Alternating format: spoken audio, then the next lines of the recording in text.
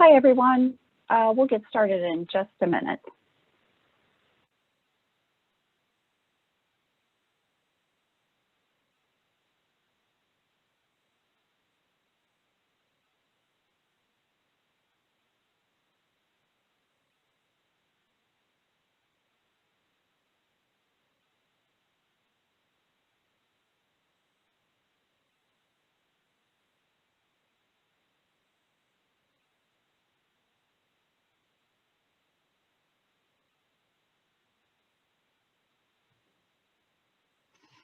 Okay, it looks like we have a good amount of people that have entered into the webinar, so I'll go ahead and get started.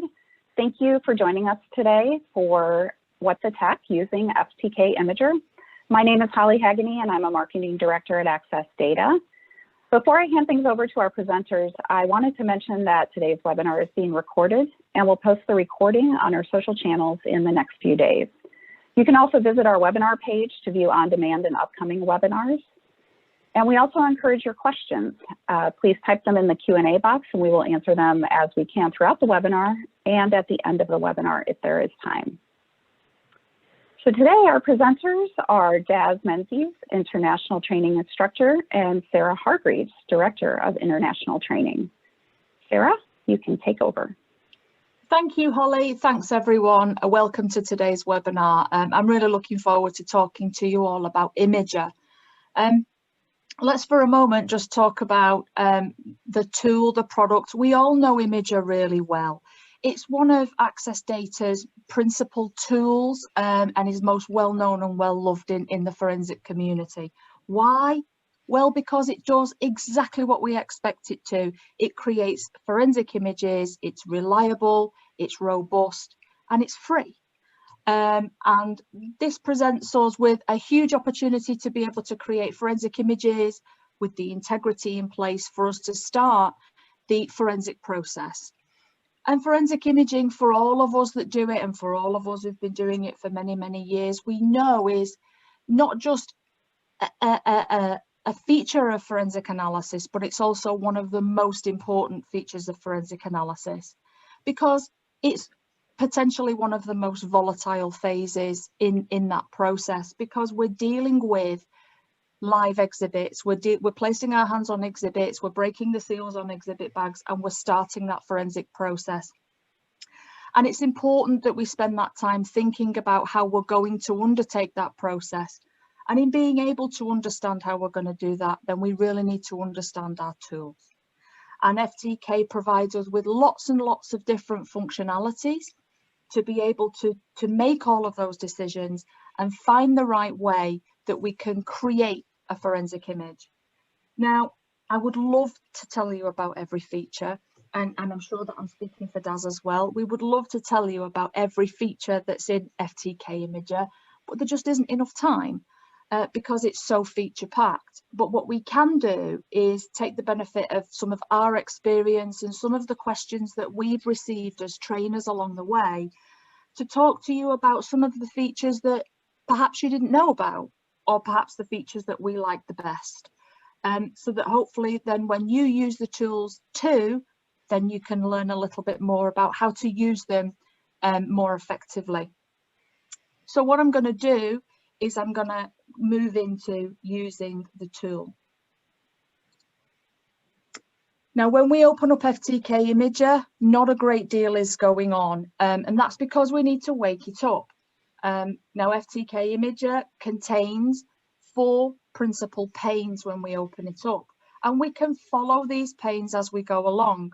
We have our evidence tree, we have our file list, we have our viewer pane, and then we have this guy at the bottom, which I like to think of as my best friend in this tool, which is our properties pane, which has got a number of features inside it. Now, using FTK Imager, as we said, is going to be part of the very first phase of the forensic analysis process, and that's to create the forensic image. But how are we going to do it? What things do we need to consider? Are we dealing with a device that's been a piece of media that's been extracted from a device, a hard drive perhaps? Are we dealing with a device that is switched on? Are we also dealing with a device that may be we can't or don't want to take all of the data on that device. There are all of these constraints that we're faced with as forensic analysts on a daily basis. And it might be that we're dealing with the fact that we've got to take evidence in the scene, we've got to take evidence back in the lab. And we need a tool that provides us with a varying choice of functionality based upon all of these hurdles that we have to overcome. And sometimes we have to make those decisions in a stressful situation. Sometimes we have to make those in a stressful environment. So we need to be able to know what our tools do so that we can work to make those decisions. Now, at the moment, I'm using FTK Imager as an installed tool. And for most of us that are already using it, this is the main way that we use the tool. We install the tool and we commence our forensic process. But that doesn't mean to say that we can't use FTK Imager in more than that way, because FTK Imager allows us to use it on an external device, a USB device, for example. And then we can take that portable device and we can go and take Imager to the device rather than taking the device to Imager on our forensic workstation. And it's a very simple process that we can do. And that allows us to then use FTK Imager in the field, whether it be with a server or whether it be that it's on a device that's inside a crime scene, or even a device that we're not able to switch off yet or at all. Now, Imager does lots and lots of things. Imager allows us to create forensic images. It allows us to do forensic preview. It allows us to be able to take certain types of images where we don't take all of the data. We can take lots and lots of different types of images, and it has lots and lots of functionality within it. But one thing it doesn't do is that it doesn't write block. So when we're using FTK Imager, depending on the circumstances that we're presented with, we have to be working with our write blocking tools as well. And that's a really important thing to remember. Now, when we're working with FTK Imager, when we're working in our forensic laboratories, when we're working with devices, we're constantly working with things that make our job difficult. Specific file systems, encryption, things that may present themselves as obstacles and stand in our way when we're trying to get the best evidence that we possibly can. And obtaining the best evidence is something that is underpinned by the role that we do. We always want to get the best evidence that we possibly can. And when I teach FTK Imager, and I'm sure that Daz is the same, when I teach FTK Imager, one of the things that I sometimes say to people is, well, here's FTK Imager. You're going to create a forensic image. Tell me what you're going to do. Well, a lot of people sometimes will automatically go to File, Create Disk Image. And that's absolutely fine, because creating a disk image is what FTK Imager is there to do, of course. But sometimes we just need to take a moment and keep ourselves in that thought process just for a little bit longer, because evidence sometimes presents us with unexpected problems. And it could be that we need to just take a moment to check that we've got everything that we want to see, that nothing is not visible to us, that we can see the file system, that we can understand the partitions on the disk. And it might be that we're just not quite ready to make the commitment to creating the forensic image just yet.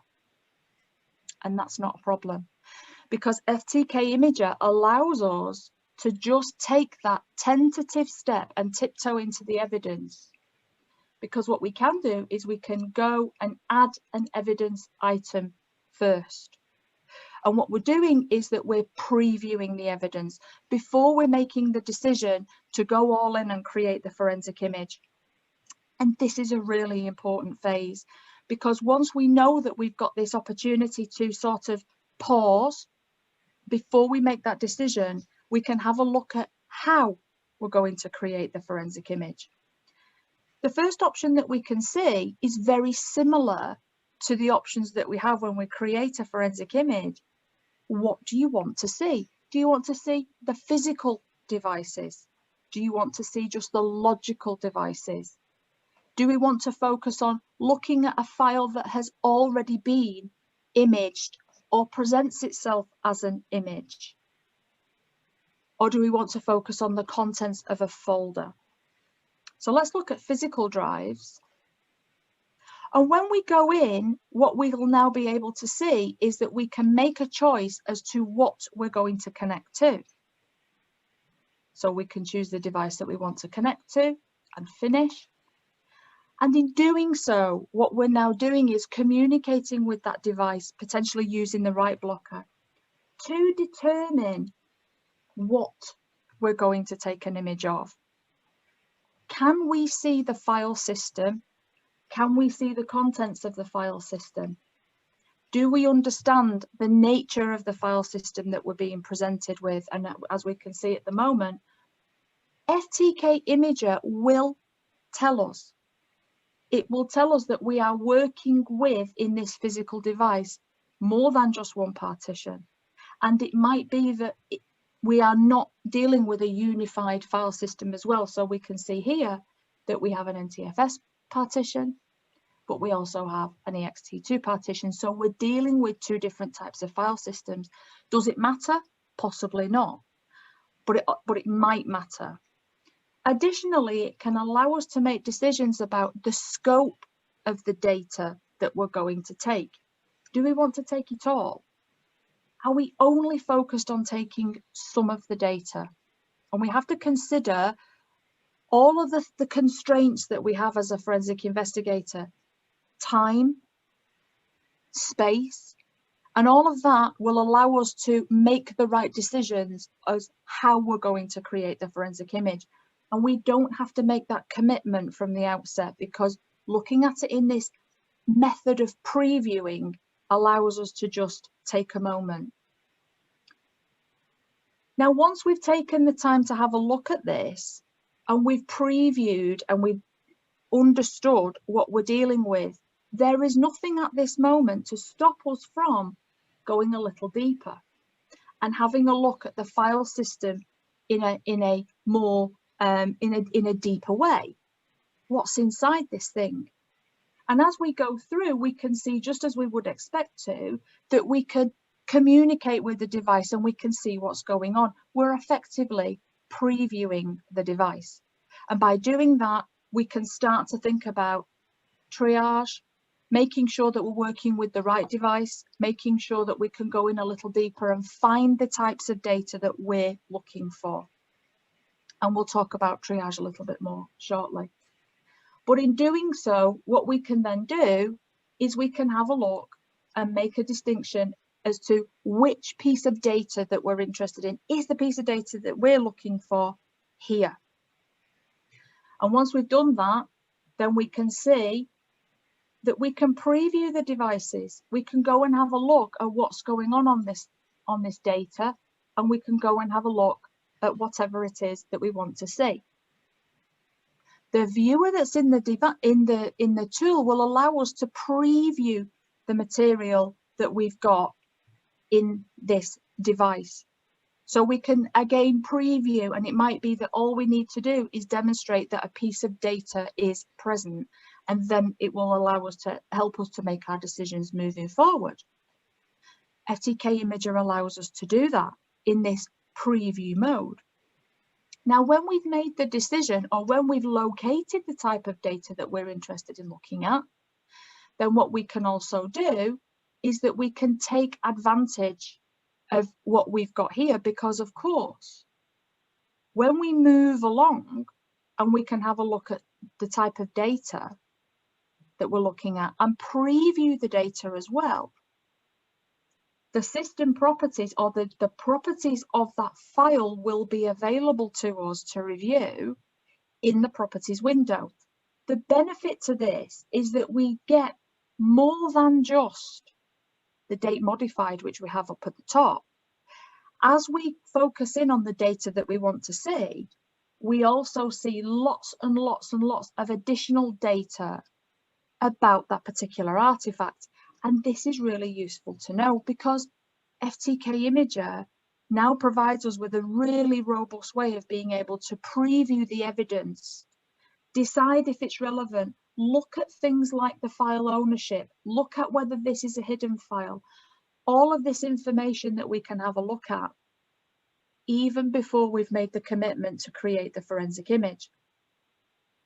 So assuming that we've now made that decision, we're assuming that we've had a look at the device, we're not presented with any difficulties, we can see the file systems that we want to look at, we've chosen the right device. We know that we can see the file system, we know that we want to take a particular type of forensic image, so let's start. Well, that's absolutely fine. And we've got a number of options from here. The first thing that we can do is that whilst we're in this preview mode, we can right click and we can take a disk image right from here. Or if we want to take this away, even though we've got this open, we can go straight in and create the disk image. Just as before, now that you've had the opportunity to do that cursory preview and make a decision about what you want to image. Do you want to take the physical device? And for lots of people who are forensic people, then it's always best where possible to take the physical device, of course. But it might be that we can't. It might be that we are prohibited from doing so based upon the circumstances of the case.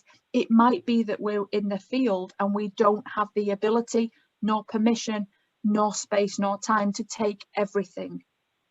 We have all of those decisions within FTK Imager to give us the data that we want.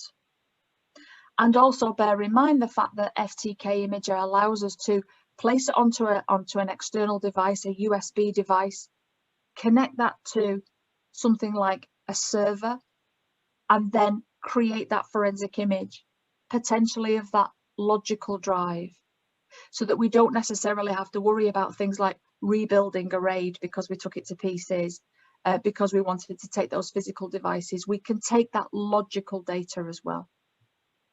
Once we've made the decision, then of course we can proceed through the flow and process of creating the forensic image. Imager allows us to create different types of forensic image, and it's going to depend on your personal preferences, policies, and procedures as to how you do that. When we take a physical device, then we have the options of taking that raw image, the DD image. We can also take SMART, EO1, and AFF. If we're going to take something like an EO1 image, then we also have the opportunity to apply compression, so that we can compress the size of the disk down, just as we would expect to see with an EO1 file. We can apply all of that compression to the disk to create as optimized space-wise a forensic image as we possibly can. The other thing that we can do is that we can choose to fragment or not fragment the forensic evidence file that we're going to create. So what I'll do now is I'll just send this to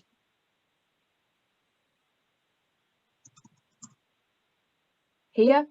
The compression is set to halfway. We can turn that right up to 9 if we want to, and we can choose whether we want to fragment or not fragment the disk. And it's entirely up to us whether we do that. But what we will also be able to do, whoops, is if I go back,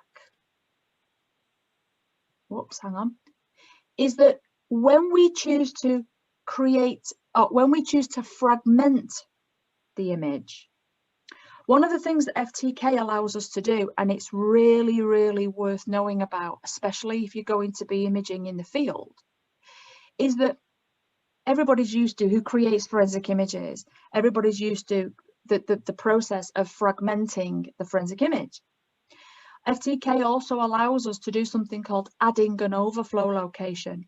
And what that basically means is that if we if Daz and I turn up to a location, we've got to take a forensic image, and when we arrive, we realize that the data that we want to take is of, say, some 4 terabytes, but what we actually have are a collection of 2 terabyte disks because that's what we brought with us.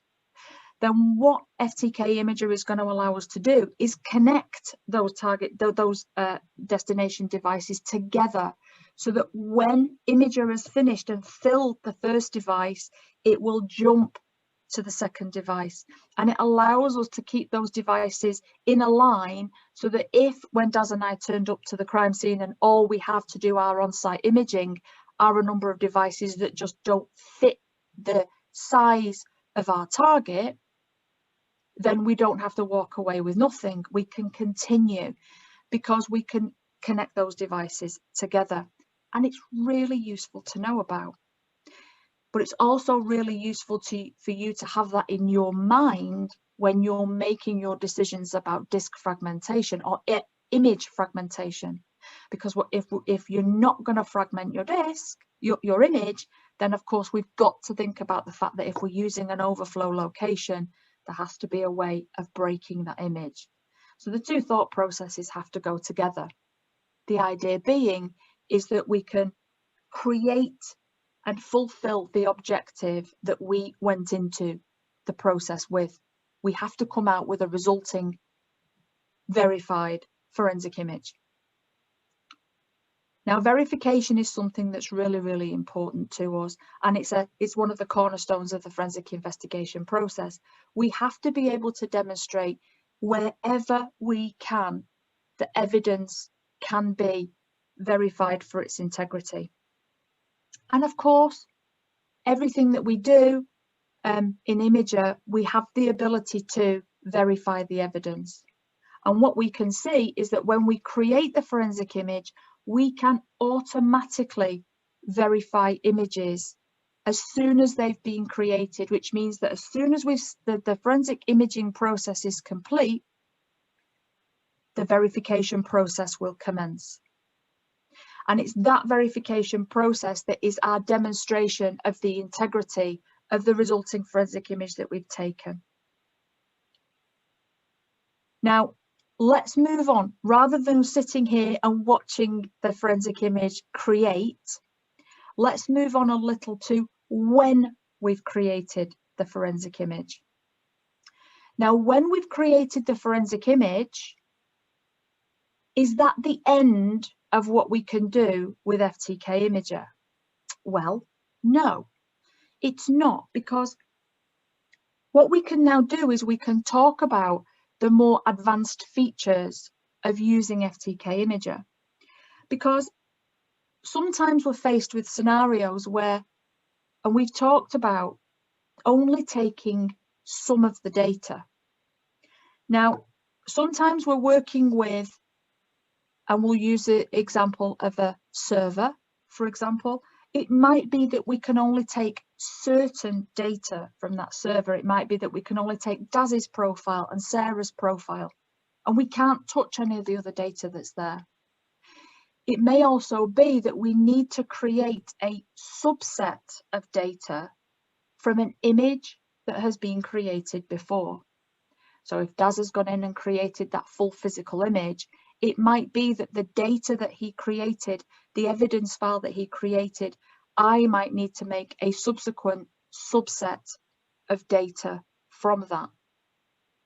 And FTK Imager allows you to do this, because one of the things that FTK Imager does is a really, really handy tool called custom content images.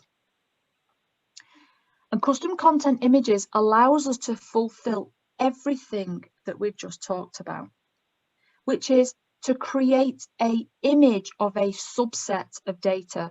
I don't want the whole logical drive. I don't even want the whole physical drive. I just want some. And it also might be that I need to take a subset of data from an image that has already been taken by somebody else. So how do we do it? Well, this is how we do it. The first thing that we want to do is start off with a clean playing field. So When we go up, we can file and we can remove any evidence items that we're dealing with already. And what we're going to do in this demo, if you will, is that we're going to use a piece of evidence that's already been created. But the principle is exactly the same as if we were previewing the evidence and adding the evidence item. The thought process is the same. What am I going to image? What am I going to take? What am I going to take and create in this subset of data? So I'm going to go and add that evidence item again, but this time I'm going to use an image file, because remember, FTK Imager allows us to use and review data that's been imaged already. And I'm going to go out to my path and I'm going to take my evidence files, and here they are, and I'm going to take my case that I want to use and finish. So now I'm dealing with a piece of evidence that has previously been imaged, but it's exactly the same process if I am previewing the evidence using the add evidence item. It's exactly the same. Now, when we go down here and we have a look in the properties window that's at the bottom left of FTK Imager, we've used the properties window. The properties window is really, really helpful, because that's when we can get that additional value from looking at the artifacts that are inside FTK Imager at the moment. So all of that additional information, we want to see more than just the date modified.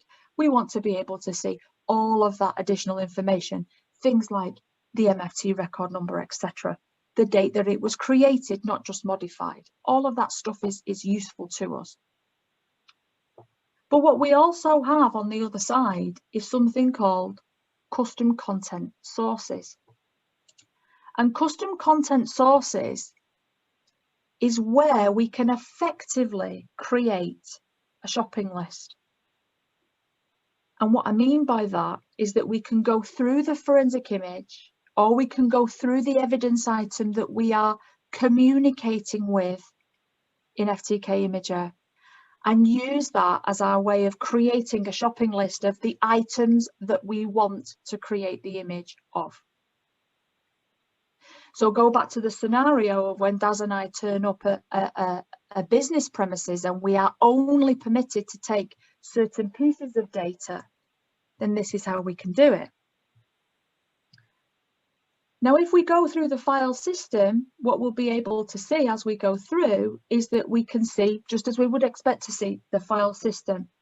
When we go in and have a look at the users, this might be the place where we have to say, well, we only want certain ones, certain items, certain people. We don't have the permission to take the whole device, nor do we have the capability to take the whole device, because it just might be that it's a very, very large server with many, many user accounts on it. So what we would like to do is just take specific pieces of data. That's really easy and straightforward to do in FTK Imager. When we've chosen the item that we want, and with a right click, what we'll be able to see is add to custom content image. And when we click on that, what is going to happen is that our shopping list, if you will, is going to fill up. These are the items that I want to add to my resulting image. We can see the data that we want to take. So as I continue to add specific pieces of data, we are now filling up the list of the things that we want to take inside this. Now, you might think, or somebody might think, well, why don't I just export the files? And arguably, yes, you could. The issue that exporting files presents you with is, well, there are a number of them. But one of those, of course, is that when we export files and when people give us files that are exported, what happens is that we can potentially lose things like relative file paths. So where did this file originate from? So if we want to go through that exercise of provenancing a file, we might need to be able to understand the full file path that came from. When we export a file, what we do is that we break that chain, because at the point of export is where we're going to create that export chain from. But what about all of the file paths that exist above it? If we want to be able to do this provenance exercise, then those relative file paths are really, really important, and we don't want to lose them, especially if we're going to then take this data and bring it into another tool, FTK, Quincy, or another forensic tool.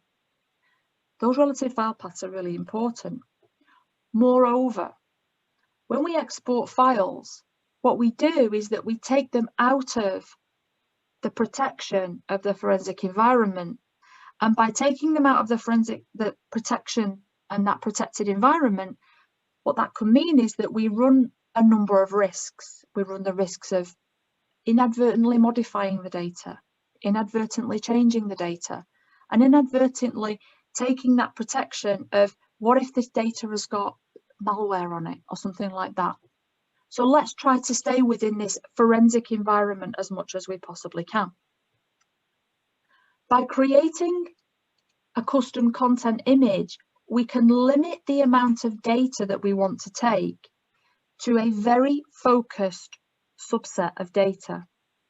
I only want to take certain pieces of data. I only want to take certain profiles. And in doing so, when I create that resulting forensic image, what will happen is that I am only taking the data that I want to take. I can be sure and I can demonstrate to the people that restricted my access to this data that I did not take the data that I was not permitted to take. And it allows me to walk away with a piece of evidence that retains things like those relative file paths. So that's a fantastic feature. But what about if we're trying to deal with this in more of a triage sense of the word? What if the job that we need to do is identify a specific file type? What if we are looking for JPEG files or PDF files or any type of file? What if it is our job to take all of the PST files from a server, regardless of the user profile? Because of the fact that we know that type of data, then what we can then do is then we can go and say, well, I only need one type. I have no particular issue as to where it's located, but I do need to know that I want a particular file type. Well, you can do that too in FTK Imager. So if Daz and I turn up and we need to take just the JPEG files because we need to see if there's something on there of a particular nature, FTK Imager allows us to do that. Using the same concept of custom content images. If the objective is that we need to go into the whole case, the whole piece of evidence, and just remove certain file types, then rather than making a commitment to do them at this level here, let's go right up to the top. And let's say where this partition is concerned, let's take everything. But let's take this a little bit further. What we can do now is that where we see this shopping list that we've added, we can click and edit. And when we click and edit, we've got a number of options, including, do we want just the directory where we right-clicked, or do we want all of the subdirectories? Invariably, we do want the subdirectories, and as a consequence, that's chosen by default. But what we can also do is we can take this and do something a little bit more advanced, because what we can do is that if we go to the very end, we go to the very end of the string, At the moment, what we have there is a wildcard that basically says, if it's in that path, we want it, anything. What we can do is we can change that to a specific file type. So I just want the JPEGs. And as a result of that, match all of the occurrences of the JPEGs, because that's the only thing that I want to take out of this image or from this device. And FTK Imager allows us to do that. So we can make decisions about this. We can also say, give me all of the data that contains the word DAS. Give me all of the data that is a PST. We can focus in on the types of data that we want to image. When we do that, when we've made the decision about what we want to take, we can go ahead and create the forensic image. And we go through the same process that we go through when we're creating any other forensic image. The thing that's different here is that because we're making something quite unique, then our options to take the different types of evidence file are restricted to the AD1 forensic image format, access data, proprietary image format. We still verify, we can still add those overflow locations. All of those things are the same. And therefore we can create a forensic image, either from the original device or take a subset of data from an original forensic image. So again, rather than sitting watching something image, let's look at something that happens when we've created the forensic image. So let's go into another version of FTK Imager, exactly the same. And what we have here is we have our piece of evidence that we added just a moment ago into our other FTK Imager, our evidence file. But what we did here is that when I followed exactly what I just did a moment ago and said, you know what, I just want the JPEGs. I only want to see the JPEGs in this case. When I add that evidence item when that process is finished, I can use FTK Imager or any forensic tool to be able to go and review that resulting data. Which means that now, when I go through, what we can certainly see here is that we haven't lost the relative file paths of the evidence, even though we only specified that we wanted to take certain types of data. We restricted it to a JPEG, a bitmap, a PST, whatever it was that we wanted to take, or JPEGs and PSTs and PNGs and whatever. We have not lost those relative file paths, which means that when we're reviewing the evidence later, we have still got the right context to the information that we're looking at. And this is what is really important to us as forensic investigators. But what we can see is that only the data that we asked for, only the type of data that we asked for has been recovered and produced into this resulting evidence file. And this is a really great way of being able to isolate specific types of data for different review projects. And it might be that there's data of a particular type that you don't want or require a colleague to see or work with. And FTK Imager does all of that for you. Daz, I'll hand over to you to ask if there's anything you want to add on that. No, there isn't anything. Well, the only thing that I would add on to custom content is that it doesn't just have to be a folder, that actually you can put in specific files as well. Obviously, the example that Sarah's given there is it's kind of the user profiles. And that is a great example because that's the sort of scenario where you would use this sort of process. It would be that example that Sarah gave where you've gone to a company and they've said, right, you can only take this person, and this person. But actually, if you're going through and doing that triaging process as well, and you see, oh, okay, actually, I only want certain files, in the file list itself, you can just specify just certain files as well. It doesn't have to be at a folder level. You can go in and specify certain things as well. Just really to expand on that more than anything, Sarah. Thanks, Daz. Sure. So it would be lovely. It would be lovely to be able to tell you all of the features of Imager. It really would be, because I'm a real massive fan of this tool, and I've used it for many, many years. But there just isn't enough time. So what I want to do is talk to you about some of the additional features, quite quickly actually, looking at the clock, but some of the additional features of the tool, because it's again worth you knowing that they're there. The first thing that we can do is that when we bring a piece of evidence into the lab, it might be that I have not created that forensic image. It might be that Daz is working on a case, but another colleague has created that forensic image for him. And as a consequence of that, we always want to be sure that when we're doing our forensic investigations, that we're going through that verification process. At any time in FTK Imager, at any time at all, we can choose an item and verify the file integrity of that item. And that's a really useful thing to know about. The other thing that's also really, really useful to know about is that when we create a forensic image,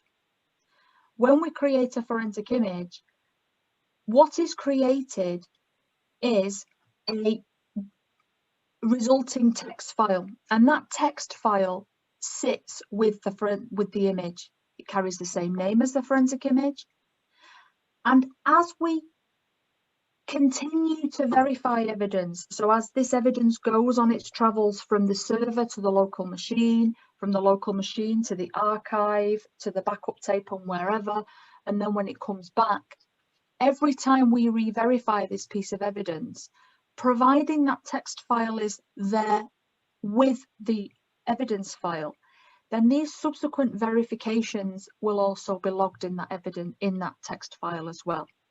So it's a really useful thing for you to know about.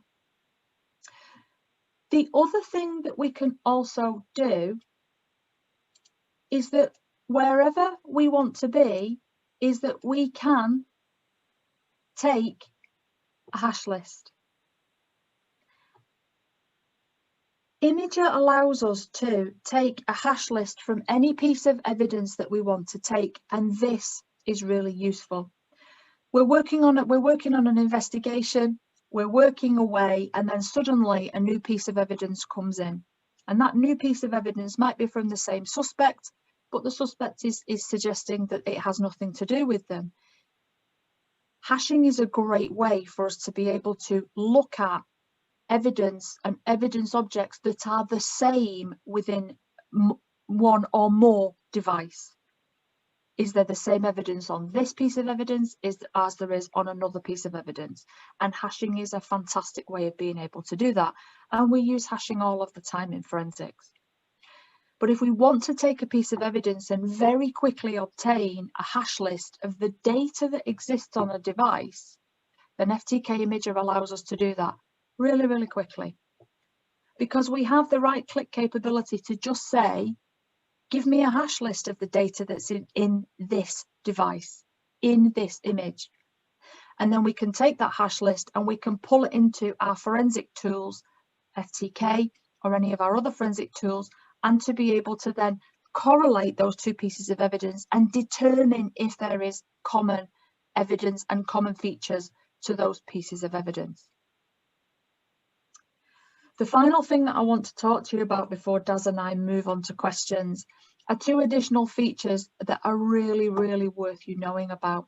But I pause for a moment just to remind you that what we are looking at the moment is in the environment of Imager installed on the local machine, on the forensic workstation, and us looking at devices that have been connected to that machine, either a third-party hard drive or a forensic image.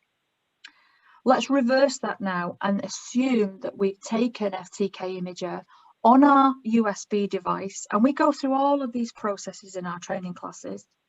But When we take FTK Imager and we add it to that USB device,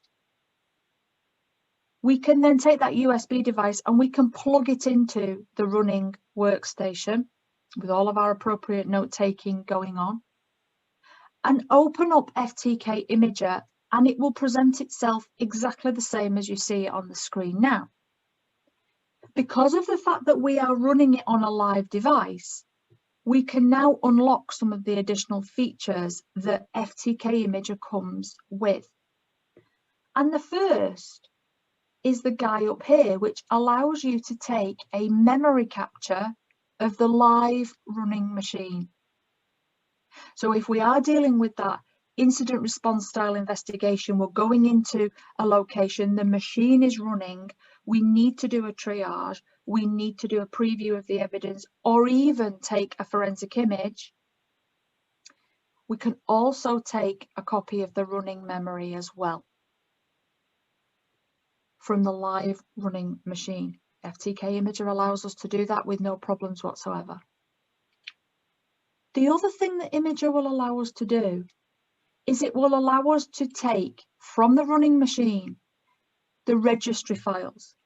Now, the registry files might be very useful to us at this stage while the machine is running, because it might be those registry files that aid and support us with understanding things like user passwords and other information that we might need to know about and understand before we make the decision as to whether we want to shut this machine down. And it's better to sort of make that decision based upon as much information as we possibly can get. Imager will allow us to take the registry files from the running machine so that we can then take those into our forensic tools and perhaps check that we don't have any issues. We can have a look at the installed tools, etc., and make sure that we're not missing something relating to encryption. Look at our registry files to see the recently opened devices, see if there's anything suspicious in there, etc. Imager allows us to do that from the running machine. Now, I will talk all day about this, but I can't, unfortunately. So what I need to do now is, Daz, I need to hand over to you and ask if there have been any questions that we've been asked, and perhaps we can answer those together. Yeah, absolutely. There's been some fantastic questions. So the first one really is, when you view the physical disk, so say you're loading the physical disk into Imager, like you showed at the beginning, are you modifying any of the, say, the modified, accessed or created timestamps? Now, I can answer that one if you want, Sarah. Please go ahead, yeah. Yeah, as long as that physical device is connected via a write blocker, whether that be software or a hardware write blocker, obviously more commonly recommended to use hardware write blockers if possible, you're not going to alter any of those date and timestamps.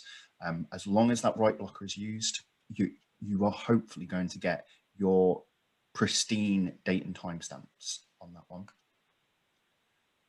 Next one, can FTK Imager support credent encryption by Dell? Because FTK proper, so like lab or normal FTK, will support that decryption side of things.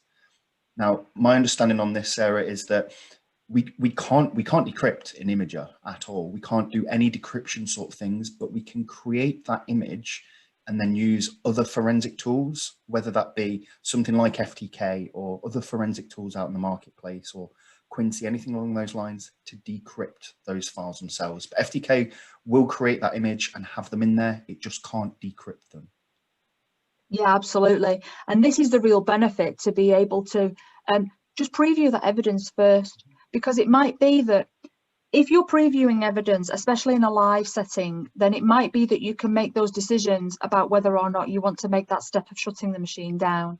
The other thing as well is, of course, if we're dealing with a dead system, it might be that we can see the device, but we cannot see the evidence because it's encrypted. It means that by looking at this in Imager, no, absolutely, as Daz says, we can't do any of that decryption in Imager, but what we can do is that we will have the foresight that that encryption is present, and then we can take those steps to be able to do that decryption as it follows on the forensic process. The big question that we've been asked a few times, Sarah, where can I download FTK Imager? Ah, good question. So you can download FTK Imager from the Access Data website. FTK Imager is a free tool. And by and large, it's the most commonly used imaging tool around.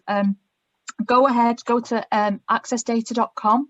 And if you go to product downloads, you'll be able to access a copy of FTK Imager. You'll have to fill in a quick form just so that we know who's got it and we can learn all about you and why you're going to use it. And then you are absolutely free to use the tool and learn and use all of the wonderful features that are in there. Next one we've got, I'm just keeping an eye on the time. FTK, does it allow a dump of the RAM memory of a mobile device? Now, it's up to you. Do you want to go or shall I go? Yeah, you go ahead, Daz. Okay, so when it comes to memory capture is only available, as Sarah mentioned when she went over that bit, it's only available on the actual local device that FTK Imager is currently running on. FTK doesn't image mobile phones per se. So actually having the ability to be getting that RAM capture, that memory capture from a mobile phone, probably not going to actually be available because you probably won't be able to get Imager onto a mobile phone, depending on the settings on mobile phones, all that sort of stuff. Is it jailbroken or is it rooted? Potentially you might have that ability, but it's probably very rare that would be able to happen. Thanks, Taz. No, not a problem. So when you were doing custom content images, and you showed us how to do the .jpeg, can you search for multiple? Can you actually, create that shopping list of multiple file types, or can you only do it for one at a time? Good question. So the answer is you can do it for a multitude. You can either do it by using a semicolon to say and this and this and this, or you could do it quite specifically, and you could add a custom content image and just say, this one, I just want JPEGs, this one, I just want PSTs, or it might be that you say, from the Daz profile, I just want the pictures, and from the Sarah profile, I just want the documents. It's absolutely up to you. It's a very, very flexible way of taking specific file types from all different locations in the file system. Great answer. Thank you, Sarah. Next question I've got, so it's sticking on really to that custom content side of life. Where has it gone? 2 seconds, I just scrolled and it's gone now. Let me find the next one then. So the next one, where is it gone?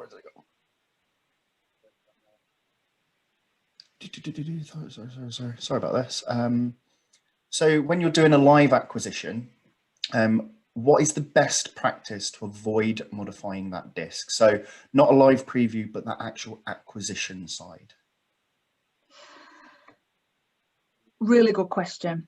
The first thing that you've got to think about is you've got to think about your environment. You've got to think about what things that you're working with. You've also got to think about the fact that you've got to do the best that you can, and you've got to ensure that wherever you possibly can, we've got to demonstrate that we're competent to be able to do this process. If you're dealing with a live acquisition, it is the case, and it's unavoidable that when you are going to do things like inserting a third-party USB device into the system, then you are going to affect some of the files on that system. There is nothing that we can do about that. But what we have to do is we have to demonstrate that we took all reasonable steps to prevent or keep that to a minimized state. So good practice will tell you that you need to follow a methodology that will limit the amount of changes that you're going to make in to a system by doing that. And it's worth sort of putting a plan in place and testing that plan and validating that plan to demonstrate that you really have thought about all of the scenarios that might present themselves. Sometimes we just don't know. But the answer to good practice is to test and to make sure that you're comfortable and competent to do that. And that to me is the answer to good practice. So Daz, maybe we'll take one more question because I'm looking at we're very close to the top of the hour. Absolutely. Just a really quick one on the custom content as well. Can you collect them via user SID? Now, I know you can, but is there a way that you can just show that really quickly, that you can filter by owner?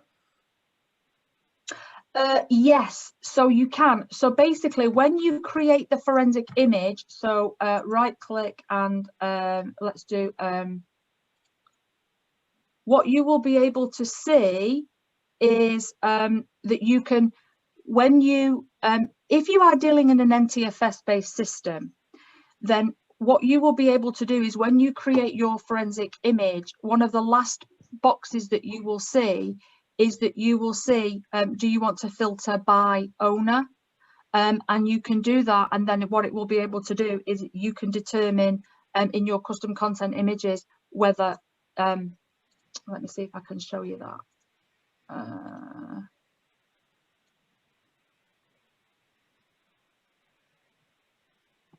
So unfortunately, I can't show it to you, but it will allow you to be able to filter by owner. So it's absolutely right. And if it is demonstrating the file system, then it will be able to allow you to say just by this file owner and just by that file owner. And it is going to use the SIDS to do that. So yeah, it will allow you to do that. Okay, on that one, Sarah, just the last question really. So somebody has asked, obviously there's a lot more to go through on FTK, and they've said thank you for the seminar, but obviously they can tell there's a lot more to go through. How do they get more training on FTK? So good question. And one of the things that that we've been doing at Access Data is a lot of development around our training. And previously, we know that the technician's role in forensics is a really important one. And for the most part, it's you know, like we said right at the beginning of this webinar, it's one of the most volatile stages. And previously, what we found was that Imager, the training for Imager was embedded inside other training courses, and we've made a significant change to that. And what we now have is a entirely focused technicians training, and that technicians training is focused specifically around forensic imaging and the use of forensic FTK Imager, and actually also carries a certification at the end of that as well. So our forensic technicians certification is a demonstration of competency of using the FTK Imager tool in that role of the technician as well. So that's something I would definitely encourage you to go and have a look at, and you can see all of that information on training.accessdata.com. What I will do now is that, Holly, I'll hand back to you, but what I will do is I'll say thank you for everybody's attention today. I really hope that we've given you a small insight into the use of FTK Imager. Daz and I could really talk all day about all of this, and we love to do so as well, I'm sure that you can tell. The benefit to you, of course, is that you can go and play with this tool and you can go and get used to it. And for those of us who've been using it a long time, maybe we've given you some insight into using it in slightly different ways. But thank you so much for the time that you've spent with us this afternoon. Daz? No, yeah, thank you everyone. And like I say, there is a lot more that we can do with Imager, and like Sarah says, we could do this for hours, and we do. That's our job. So yeah, if you do want more on it, please check out the website, and we'll be more than happy to get you loaded onto a training course, because there is a lot more that we can do with this training side of things. So, but thank you for everyone's attention. Thank you for some great questions. Sorry we couldn't answer them all, but yeah, thank you. Okay, Holly, we'll hand back to you. All right, thank you. If we did not get to your question, we will contact you after the webinar to make sure we answer that. And then when we close out the webinar, there will be a short survey. If you could answer that and let us know how we did today and provide any suggestions for future webinars, we would appreciate that. So thank you very much, Daz and Sarah, for your time today. And thank you everyone who joined us. This concludes today's webinar. Thank you and have a good day. Thank you.